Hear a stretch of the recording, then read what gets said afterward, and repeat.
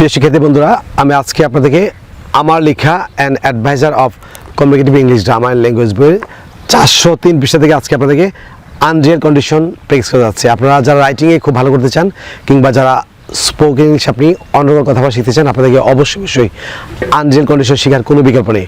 আমি গতবার আপনাদেরকে সেকেন্ড কন্ডিশনাল সেন্টেন্স দিয়ে আপনাদেরকে লেসন দিয়েছিলাম। আপনারা যারা পূর্ববর্তী লেসনে মিস করেছেন, আপনারা অবশ্যই পূর্ববর্তী লেসনে দেখে নেবেন, তাহলে আপনি খুব সহজে আজকে এই লেসনটি শেখার মাধ্যমে আপনি আপনার রাইটিং এবং স্পোকেন স্কিল ইমপ্রুভ করতে পারবেন। So let's get started.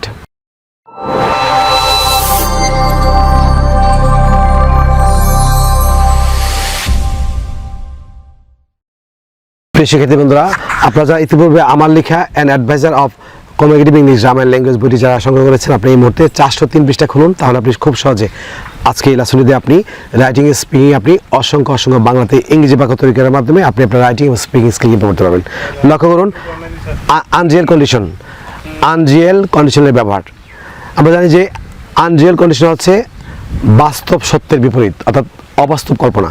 আমি আবার বলছি, আনরিয়েল কন্ডিশন বাস্তব সত্যের বিপরীতে হতো বা হতাম অর্থে আপনি যে কোনো সাবজেক্টের সঙ্গে ওয়ার এবং থাকতো বোঝাতে হ্যাড বসে।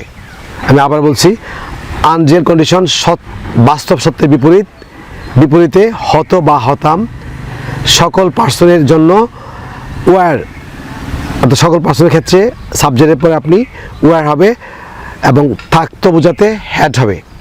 একটি বাংলা এক্সাম্পল শুনুন, তাহলে আপনি খুব সহজে এই স্ট্রাকচার দিয়ে আপনি অসংখ্য বাক্য তৈরি করতে পারবেন। যেমন, আমি যদি তুমি হতাম তাহলে আমি একটি বিলাসবহুল গাড়ি কিনতাম।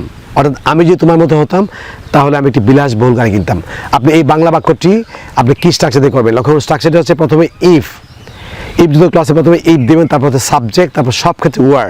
Subject I, we, he, she, they, যাই হোক were. If plus subject plus were plus object plus আপনি ক্লজ দিবেন, তারপর হচ্ছে পরের যে সেন্টেন্স হচ্ছে subject plus would plus V1, অর্থাৎ ভার্বের প্রেজেন্ট ফর্ম প্লাস বাকি অংশ। আমি আবার বলছি, ইফ প্লাস সাবজেক্ট প্লাস সব ক্ষেত্রে ওয়ার, WERE ওয়ার প্লাস হচ্ছে অবজেক্ট প্লাস কমা দিবেন, তারপর হচ্ছে পরের ব্যাকে সাবজেক্ট প্লাস উড প্লাস ভার্বের প্রেজেন্ট ফর্ম, অর্থাৎ present form of the verb, অর্থাৎ V1 প্লাস হচ্ছে এক্সটেনশন। লক্ষ্য করুন, প্রথম যে বাক্যটি, আমি যদি তুমি হতাম তাহলে আমি একটি বিলাসবহুল গাড়ি কিনতাম। So if I were you, comma I would buy a luxurious car. If I were you, I would buy a luxurious car. অর্থাৎ আমি যদি তুমি হতাম তাহলে আমি একটি বিলাসবহুল গাড়ি কিনতাম। পরের যে ইন্টারেস্টিং বাক্য সেটি হচ্ছে, আমি যদি বাংলাদেশের প্রধানমন্ত্রী হতাম তাহলে বাংলাদেশ থেকে সন্ত্রাস এবং দুর্নীতি দূর করতাম। আমি আবার বলছি, আমি যদি বাংলাদেশের প্রধানমন্ত্রী হতাম তাহলে আমি বাংলাদেশ থেকে সন্ত্রাস ও দুর্নীতি দূর করতাম। সো প্রথম হচ্ছে if plus subject plus were. If I were a prime minister of Bangladesh, comma I would remove terrorism and corruption from Bangladesh. আমি আবার বলছি, if I were a prime minister of Bangladesh, I would remove terrorism and corruption from Bangladesh. অর্থাৎ আমি যদি বাংলাদেশের প্রধানমন্ত্রী হতাম তাহলে আমি বাংলাদেশ থেকে সন্ত্রাস এবং দুর্নীতি দূর করতাম। পরে যে বাক্যটি লক্ষ্য করুন, যদি আমার পাখির মতো ডানা থাকতো তাহলে আমি আকাশে উঠতে পারতাম। লক্ষ্য করুন, থাকতো অর্থাৎ আমরা হ্যাড ইউজ করবো, HAD হ্যাড। সো যদি আমার পাখির মতো ডানা থাকতো তাহলে আমি আকাশে উঠতে পারতাম। So if I had wings of a bird, if I had wings of a bird, যদি আমার পাখির মতো ডানা থাকতো, comma I could fly in the sky. আপনি এখানে কুড ইউজ করতে পারবেন, উড বা কুড ইউজ করতে পারবেন। So if I had wings of a bird, I could fly in the sky. অর্থাৎ যদি আমার পাখির মতো ডানা থাকতো তাহলে আমি আকাশে উঠতে পারতাম। পরে যে ইন্টারেস্টিং বাক্যটি, যদি আমি ধনী হইতাম তাহলে আমি গরিবের সাহায্য করতাম। যদি আমি ধনী হতাম তাহলে আমি গরিবদের সাহায্য করতাম। এটা অবাস্তব অর্থে আনরিয়েল কন্ডিশন। সো প্রথম হচ্ছে if plus subject plus were, সব ক্ষেত্রে were. If I were a rich, I would help the poor. If I were a rich, I would help the poor. If I were rich এর পরে একটি কমা হবে, তারপর হচ্ছে I would help the poor. Because আপনি এই Unreal condition দিয়ে আপনি রাইটিং স্পিকিং আপনি অসংখ্য বাক্য তৈরি করার মাধ্যমে আপনি আপনার স্পোকেন ইংলিশ এবং রাইটিং স্কিল ডেভেলপ করতে পারবেন। প্রিয় শিক্ষার্থী বন্ধুরা, আপনারা যদি ইংরেজি ভাষার প্রত্যেকটি স্কিলে আপনি দক্ষ হচ্ছেন, for example English grammar, listening, speaking, reading, writing, British American accent এবং ভোকাবুলারি খোঁজেন তাহলে আপনারা আমার লেখা 704 পৃষ্ঠার an adviser of communicative English grammar language বইটি ফলো করতে পারেন। এই বইটিতে দুটি নতুন চ্যাপ্টার যুক্ত করা হয়েছে। চ্যাপ্টারগুলো হচ্ছে ব্রিটিশ অ্যান্ড আমেরিকান অ্যাকসেন্ট এবং ফ্রি হ্যান্ড রাইটিং।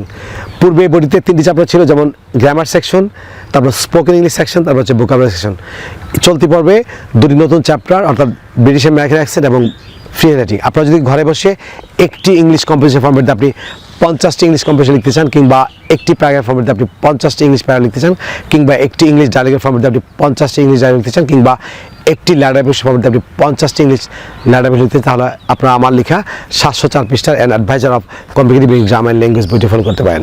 বাংলাদেশের পাঠকটা যদি বাংলাদেশের ট্যাক্টামিতে তুলে আপনি যে কোনো প্রান্তেই থাকুন এই বইটি সংগ্রহ করছেন, তাহলে আপনারা আমাদের বিকেশ নাম্বার লিখে রাখতে পারেন। আমাদের বিকেশ নাম্বার হচ্ছে 01722650680, অর্থাৎ 01722650680। বাংলাদেশের পাঠকরা এই সেলফোন নাম্বার দিয়ে আপনারা বিকেশ করে বইটি কুরিয়ার মাধ্যমে সংগ্রহ করতে পারেন।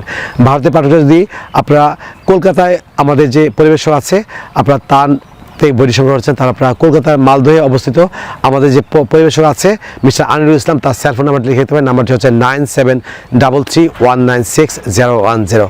ইন্ডিয়ার পাঠকরা ভারতের যে কোনো প্রদেশ থেকে আপনি কলকাতার মালদহে 9733196010 এই সেলফোন নাম্বারতে ফোন করে আপনার ভারতের যে কোনো প্রদেশ থেকে কুরিয়ার মাধ্যমে বইটি সংগ্রহ করতে পারেন।